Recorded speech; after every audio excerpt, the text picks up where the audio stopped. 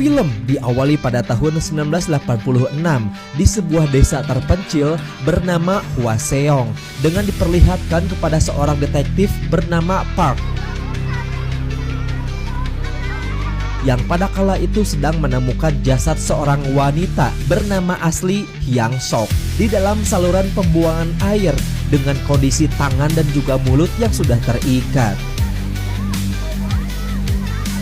Lalu di dalam kantor polisi untuk mempermudah penyelidikan, kemudian detektif Park langsung melakukan interogasi kepada beberapa orang yang sempat berhubungan langsung dengan korban.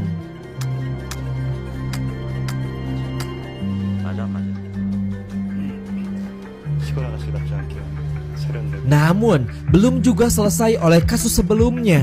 Para polisi dan juga detektif harus kembali dibuat geger oleh penemuan mayat baru dengan motif yang sama seperti korban pertama tadi.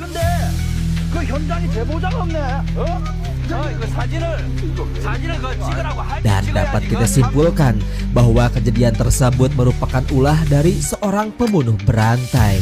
Dan tidak menutup kemungkinan korban selanjutnya akan segera kembali berjatuhan.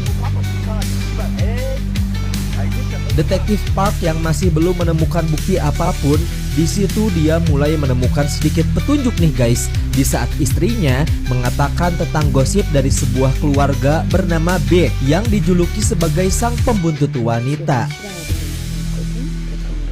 Diketahui Bapak Big ini mempunyai seorang anak idiot bernama Kang Ho. Ini orangnya, dan si Kang Ho ternyata setiap harinya suka membuntuti para wanita di kota Hwaseong, termasuk membuntuti Hyang Sok yang tidak lain adalah korban pertama.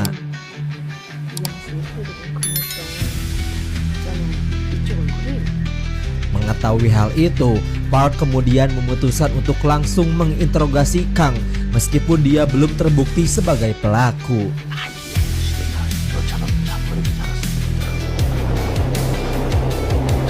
Singkat cerita, seorang detektif dari kota Seoul bernama Taeyeon datang ke sana untuk membantu penyelidikan tersebut dengan ikut serta menginterogasi Kang yang masih menjadi tersangka. Bahkan karena terus-menerus diinterogasi, Kang yang merupakan anak idiot malah mengaku sebagai dalang di balik pembunuhan ini dan menjelaskan secara detail tentang kejadian Hyang Sok.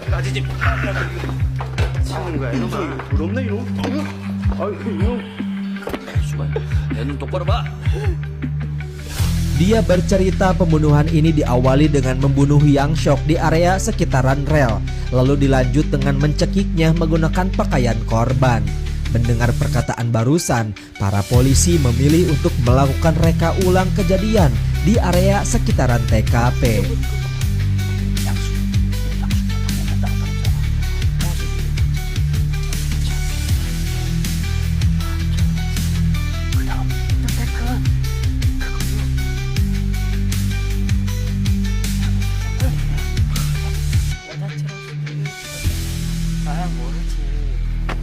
Namun, Taeyeon mulai menyadari kejanggalan tentang Kang yang bukan merupakan dalang di balik pembunuhan tersebut. Karena setelah dilihat-lihat ternyata si Kang ini mempunyai kedua tangan yang cacat. Hal tersebut tentunya mustahil untuk melakukan pembunuhan kepada para korban-korbannya.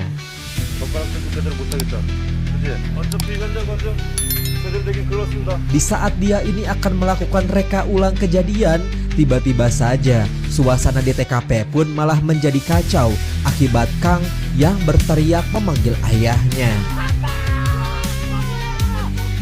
Bahkan ayahnya sendiri menganggap bahwa anaknya ini tidak bersalah sama sekali, melainkan hanya dipaksa oleh para polisi untuk mengaku kejahatan yang tidak dia perbuat.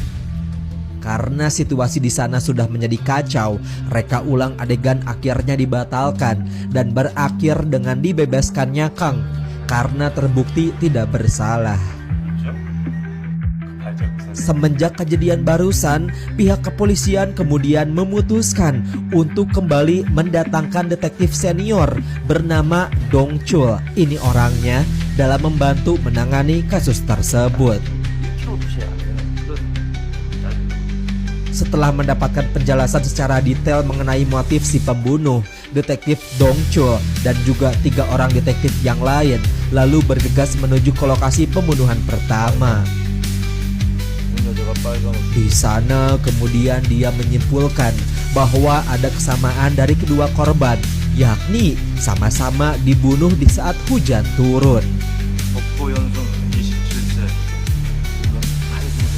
Bahkan di sana detektif yang lain bernama Taesuk sedikit menambahkan tentang keberadaan korban ketiga yang saat ini belum ditemukan dan tidak menutup kemungkinan bahwa korban ketiga masih dibunuh di area sekitaran ladang.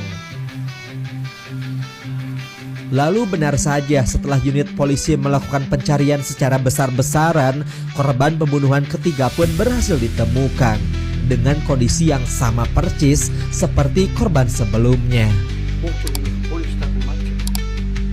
Namun dikarenakan si pelaku pembunuhan ini sangat pintar dan juga hati-hati dalam melakukan pembunuhan, tim forensik pun akhirnya tidak berhasil menemukan satupun petunjuk yang ditinggalkan mengenai ciri-ciri si pembunuh di tubuh korban.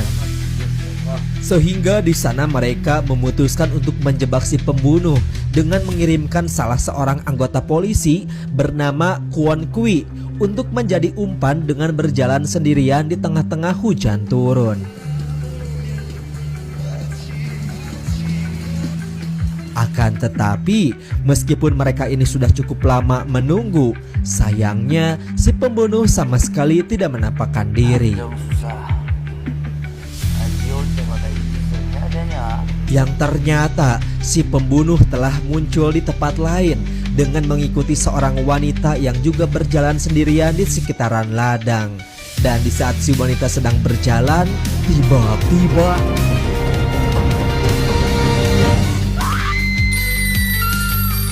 singkat cerita, mayat dari si wanita semalam pun akhirnya ditemukan oleh para pihak kepolisian. Para polisi dan juga detektif harus kembali disibukkan oleh investigasi dari penemuan mayat ketiga.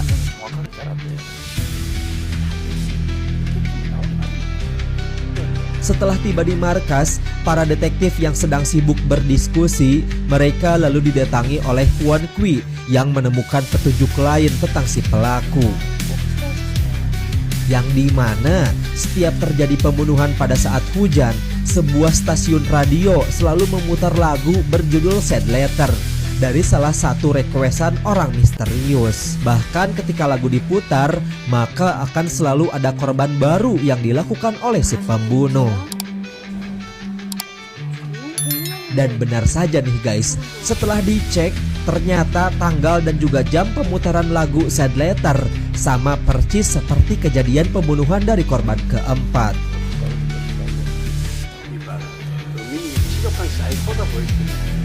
Jadi dapat kita tarik kesimpulan bahwa orang yang telah merequest lagu Sad Letter tidak lain adalah requestan dari si pelaku. Sampai pada akhirnya para detektif langsung bergerak cepat menuju ke stasiun radio untuk bertanya tentang identitas si perequest.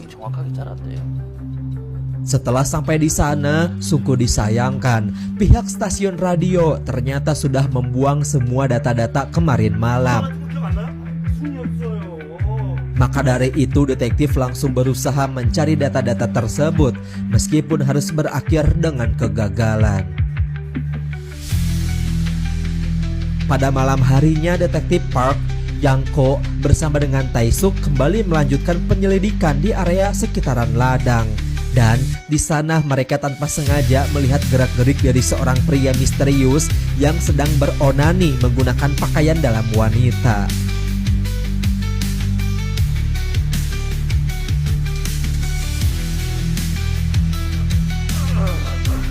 Namun akibat keberadaannya telah diketahui, pria itu pun langsung berlari seedan-edannya.